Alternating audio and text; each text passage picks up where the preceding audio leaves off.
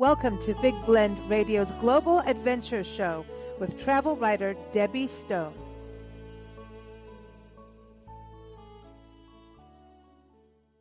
So everyone, today, Debbie Stone, the Fire Monkey, is taking us to Yountville.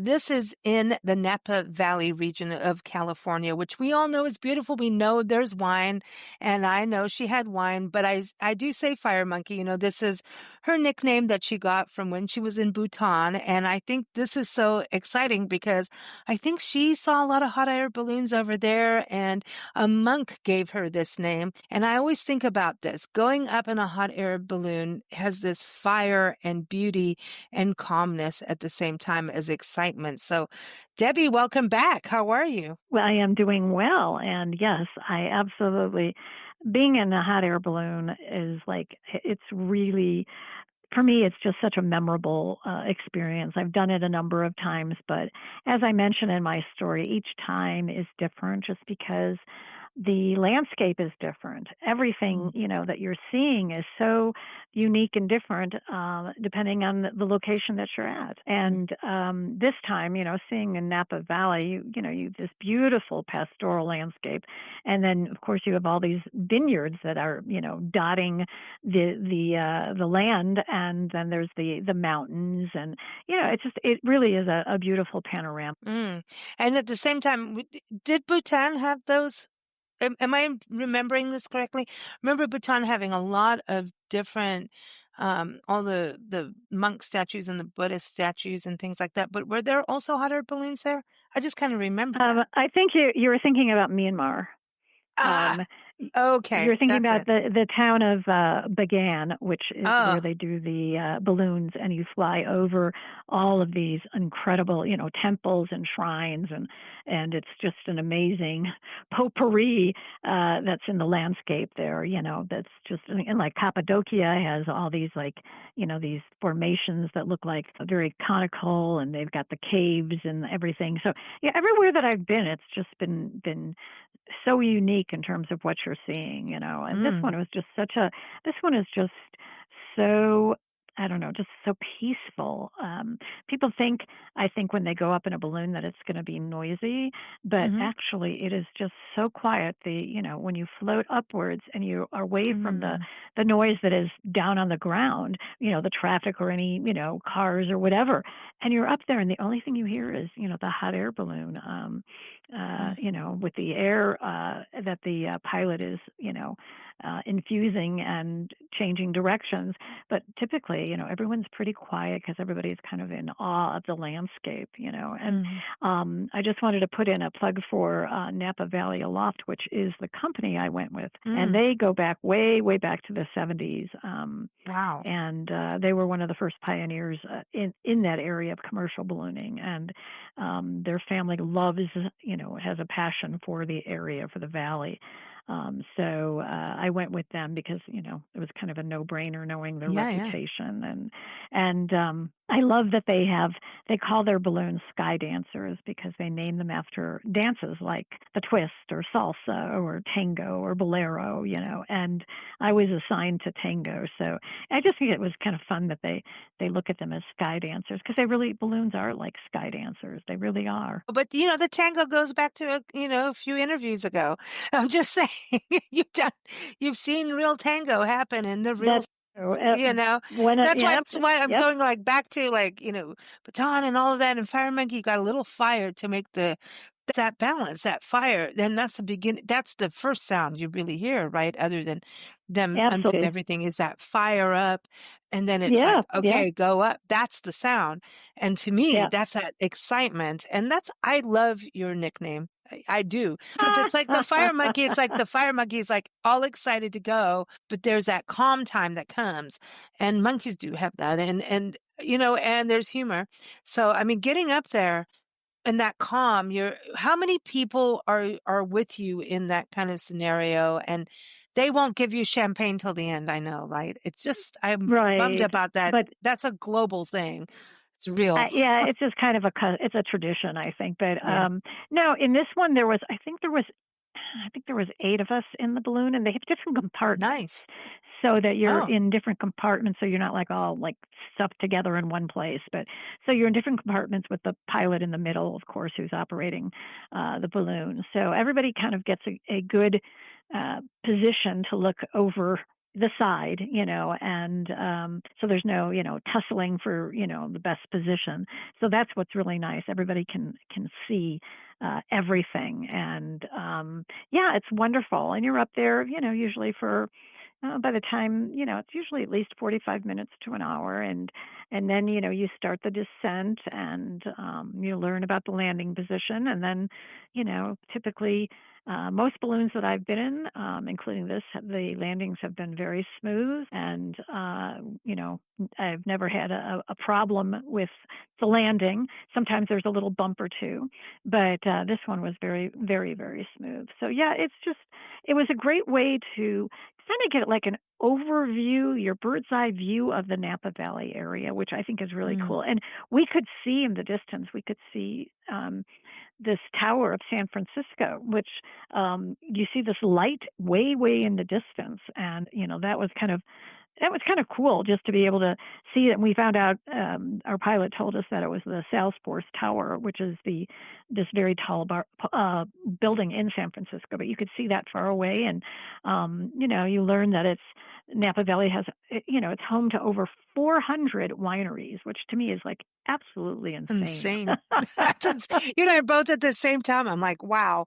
But can you see it like from the air up there to see how the vineyards are in the rows and everything that gives this like Yes, form and function. It's like art from the sky, yes. like when you're up above. And it looks like this tapestry almost. It's very, very, very, very cool. I just I have a greater appreciation for that whole scene in the valley now that I have had this view of it. It's a great way to get a broader vision of Napa Valley. Mm. And it's calming too, because I know, drone photography is amazing. It is like, it's cool. Yeah.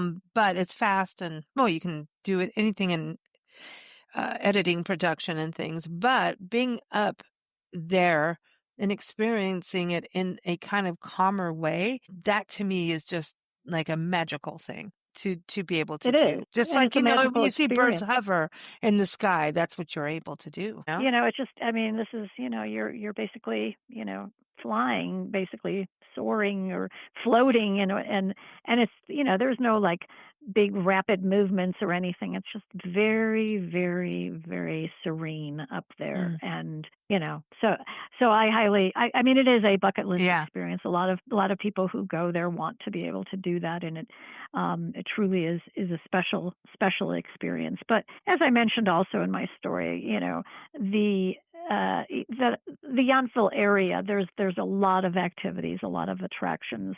Not to mention, of course, all the wineries and tasting rooms that are around. But it's has great world class restaurants. It has really wonderful, well appointed accommodations. There's if you like to shop, there's these, eclectic boutiques. They have an art scene, and Yountville itself is very walkable. The town is extremely walkable, so you can get to a lot of places just on your feet. Mm. I love this. And it's also a village, right? You talk about that in your article, and Yeah, everyone listening, the article is linked in the episode notes.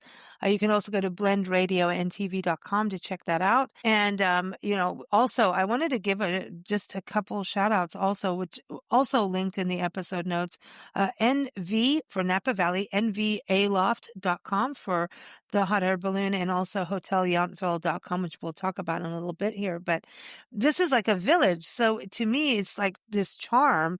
When you think wine and food and agriculture in this beautiful area, it's only just great to be in a village setting, you know? absolutely. It's just a very charming, small place. It's not on the size of like Napa, the town of Napa, Right. it's or Sonoma. It's a very charming town that actually having I've been to the Napa Valley many times. I lived in San Francisco for a number of years, so of course I went to the Napa Valley. But I really don't even I have no recollection of ever being in Yountville. I didn't even know Mm-mm. it existed. And they've done something really cute and fun and whimsical there. There is a art walk, and so they have these local and regional and international artists that have created sculptures, and they're so fun to Mm. to walk around. They add a lot of I don't know, just color to the streets and interest because the pieces are so different and they're fun or they have a message, but there are a number of them, and so that's something that the town has done that I think is a great idea. Well, I love this because there's art. And I think whenever there's wine and beauty and agriculture, art comes in and says, hello, here I am. And I love this where you can do, a map of, we love public art. You're in Santa Fe, you're in one of Yes, those amazing cities of this, and we'll cover more of that in the future too. But, just, looking at all these different cool sculptures that are fun. right, They're fun. right. But okay, so I'm super excited about the art side because it also delves into the culinary art side. But you also went to the Napa Valley Museum, and that's cool because this is art history, but also local history, right? So it's a little bit of both. Absolutely. That's right. The Napa Valley Museum Yountville is right there in Yountville. And it's actually on the grounds of the California Veterans Home, which I had no idea anything about that. But it's they have rotating exhibits, and one of the exhibits when I was there was Sophie Alstrom Mitchell, who did wildflowers of the Napa Valley. I'd never heard of her. These incredible botanical watercolor paintings back from the 19th century Napa Valley, and her paintings were amazing. They were so detailed, so exquisite, and Mm. you have to really take your hats off to somebody who really does that with watercolor because that's a difficult medium. It really is, and so that was really interesting. But down the road, actually, right in it's not in Yountville, but it's in the nearby town of St. Helena, which is just Oh, yeah. 10 minutes. And there's the Napa Valley Museum of Art and Culture.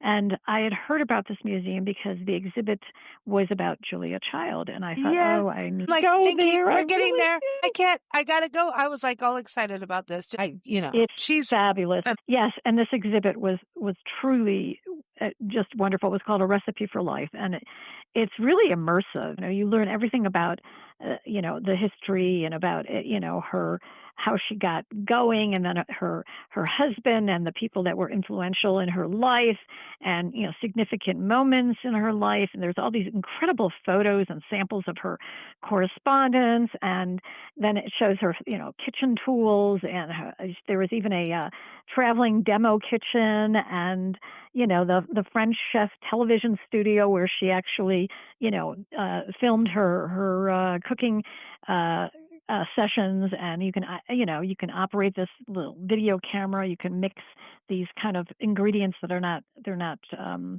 quote unquote real that you're doing, but it really was just a very interactive and fascinating exhibit. I spent a lot of time there because I really was so excited about it. I watched this documentary on her, and her and her husband are so incredible, and there's Yes. like CIA stuff. She was also in World War II. She made the recipe for soldiers out in water areas, that a shark repellent. That was one of her first recipes Oh before my the gosh. cooking thing. She was huge in military history, so was her husband. And what they did, it they made PBS what it is today by having these different shows, and she helped actually fund it and got people to fund it and the public to be involved. And I think I know that things have been defunded in some of that, but she really showed how the public wanted to learn how to cook. Women wanted to learn how to cook when they were sitting at home going, what do I do with this? And at that time too, we were also cost cutting. And so women that were at home, the husbands were at work. This is back in the Right. day, y'all. So now it's all changed, but this is now they're keeping up with it, with the Yeah. programming, but it started with her being able to also be silly when things don't work out so that the home cook could not feel silly or stupid if things didn't work out. She was so amazing with that. But our PBS, our public broadcasting system, as we know it now, beyond news, came from her. Really Yeah, did. and then her cookbooks, but I think what it is that she just made things approachable for people, Mm, and she made them feel comfortable in the kitchen, I think, and not intimidated, because she wasn't an intimidating person, and her personality was such that she really attracted women who perhaps didn't think cooking was for them, or they felt that they couldn't cook. And she just, like you said, she laughed at herself, and she just had a wonderfully charming manner about her. I know. So this is like a rotating thing. Like this isn't going to be there forever, right? No, As an no. exhibit.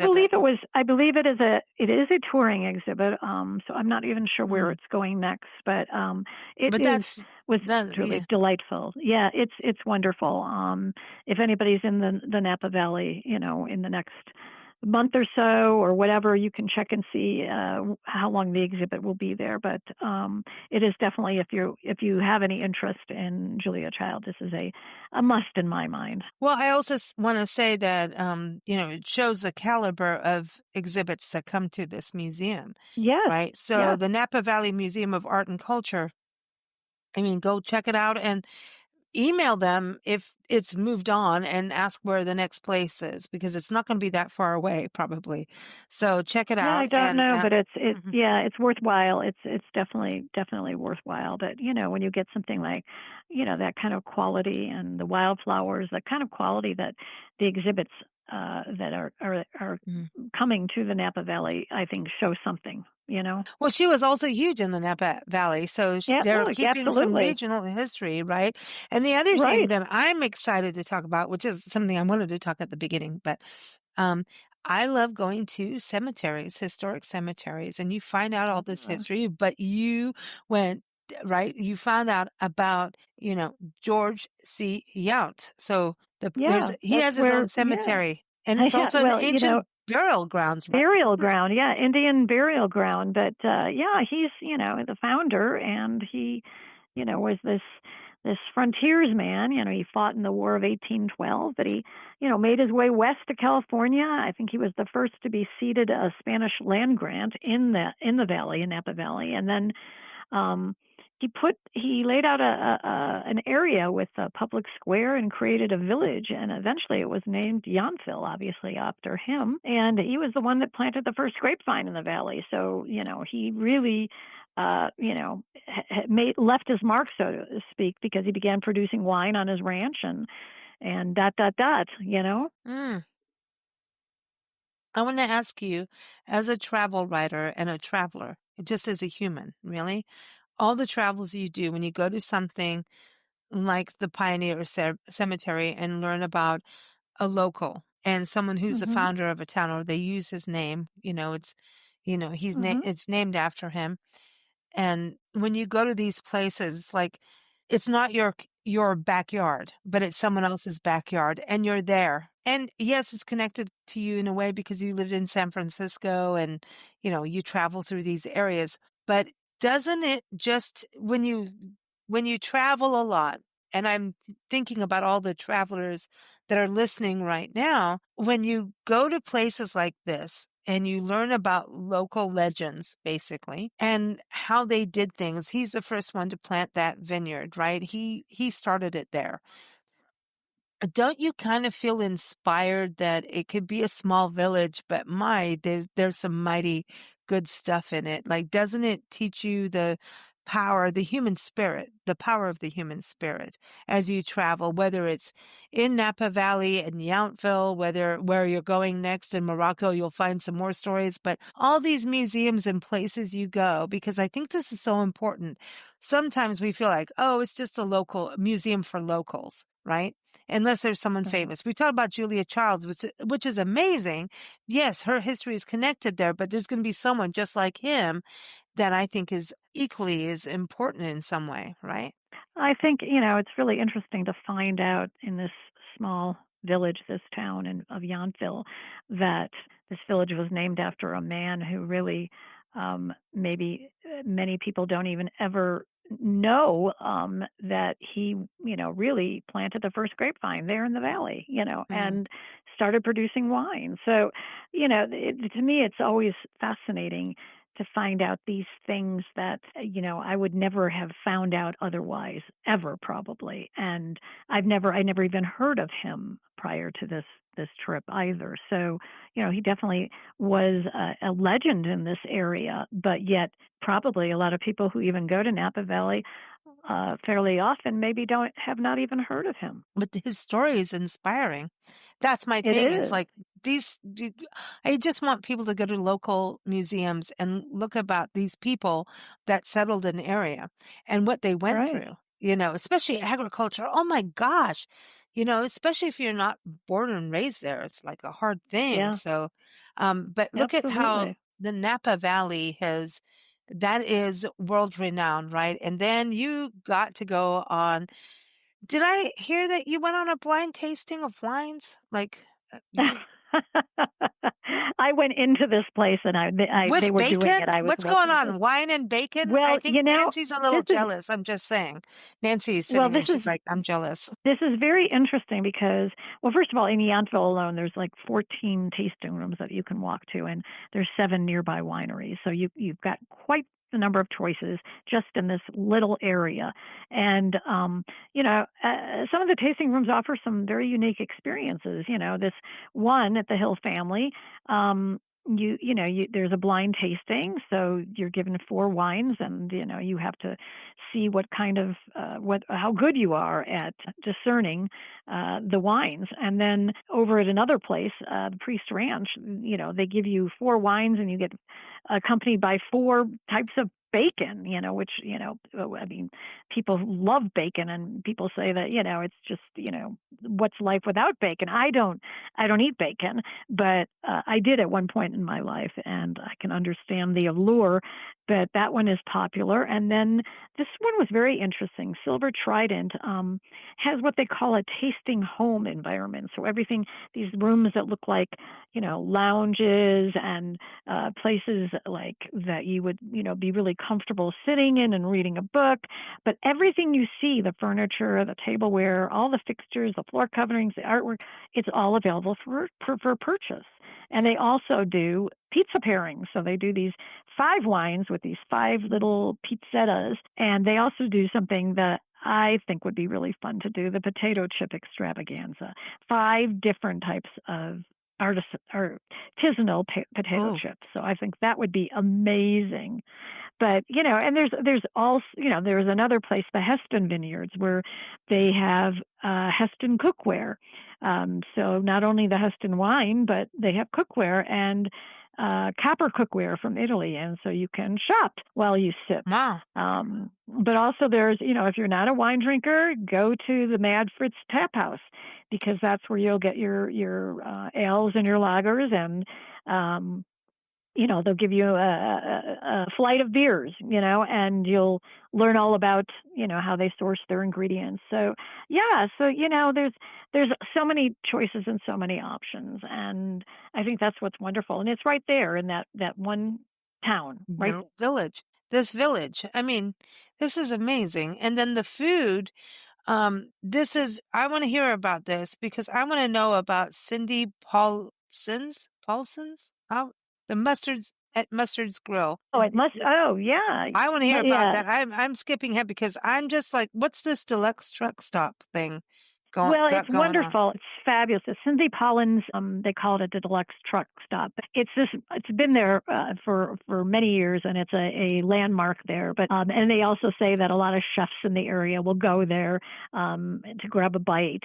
They just have a fascinating menu. They have these incredible tostadas. They even do they do this Mongolian pork chop. They do something called the mighty meatloaf, and they do a Laotian quail. And I love their message that was on the menu. It said, "Sorry, everything is delicious." It was just like, and it is. It's just amazing, and it's very lively, very busy, and a very popular place. And I had read about it, and I thought, oh, I really have to check this place out. But yeah, Wow. it's just there's just so much good stuff, and everywhere you go. I mean, it just doesn't matter. The restaurants are all wonderful. You can get French food, Italian food. You can get incredible macarons and croissants. I mean, there's Yeah, because so you went much. to a bakery, the Bouchon bakery. Am I Yes, pronouncing? yes. Oh Oh, boy.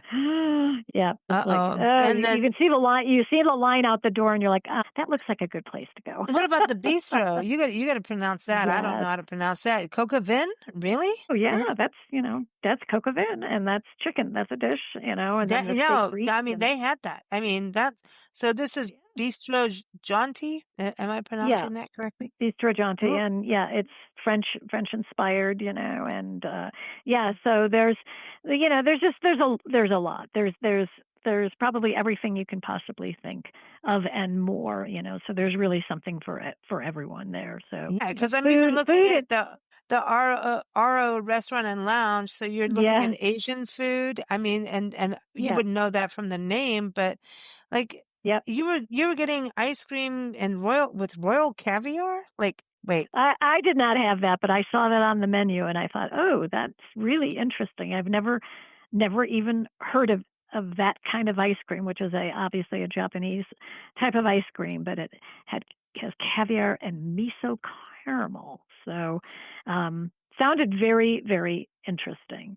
But wow. yeah, so good food, good wine. I mean, who could ask for more You've after that? history, art, you've got going Yeah, up in a hot air balloon, but then also spa treatments and a wonderful hotel, the yeah. Hotel Yountville. So tell us about this because this is like a boutique property, but I think that's it. And when you go to wine country, you want to have the wine country experience. Absolutely, and this is kind of the quintessential wine country escape, and it's a one of the top hotels in town, and very beautiful, not over the top, just contemporary, using Napa River rocks, a lot of the wood beams. It's stylish, contemporary. The rooms are really comfortable, great beds.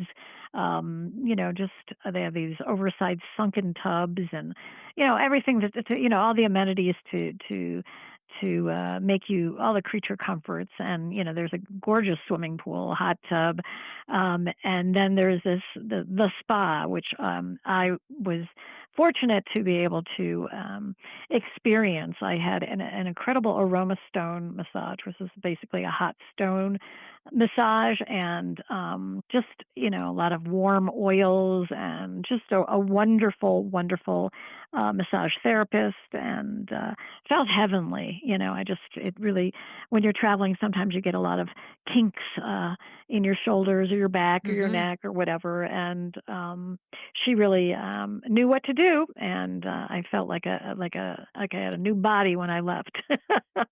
Well, so it's cool. So you have a spa treatment, you have a nice room, right? And then in the morning you can eat there too, which is nice. Yes, it has a nice restaurant, and they have very nice offerings. It's just a good place. Service is just impeccable, very friendly, not formal. Just very hospitable and Ah, very nice. helpful. So just all the things you want. Just to have a really comfortable, really nice stay. Ah, so everyone going to Napa, do a little detour. It's not far from Napa itself. It's in the No, Napa Valley. And hot air balloons, art, wine, food, history. I mean, come on now, spa treatments. It sounds good to me. You can go to hotelyountville.com or also nvaloft.com. All the links are in the episode notes, as well as Debbie's article talking about all these different places you can experience. So check it out for the next time you go to Napa Valley. Thank you so much, Fire Monkey. We can't wait for the next time, because next time we're hearing from you, I believe we're going to hear about, is it true, Morocco? Absolutely. Can't wait. Thank you so much for having me. Take care. Bye-bye. Thanks for listening to Big Blend Radio's Global Adventures Show with travel writer Debbie Stone. Debbie is here every fourth Tuesday. You can keep up with us at bigblendradio.com.